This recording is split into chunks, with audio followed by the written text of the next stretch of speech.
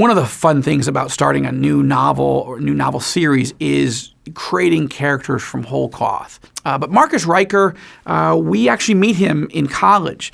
9/11 happens, and he decides that he's so horrified by the attack on the United States that he, as someone who wants to protect his country, he decides he's going to join the military, and he ends up fighting in Afghanistan. In time, I take you through the decisions he makes to marry a childhood sweetheart, to leave the military and go into law enforcement and ultimately into the United States Secret Service.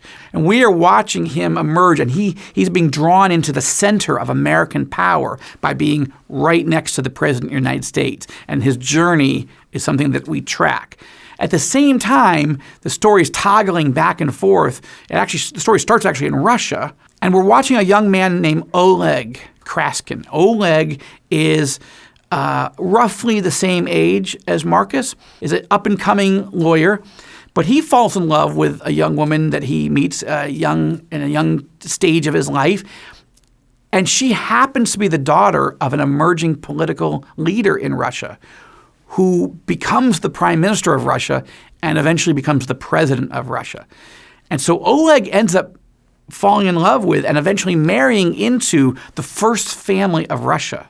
And so he's drawn into the center of life in the Kremlin, right next to this world leader.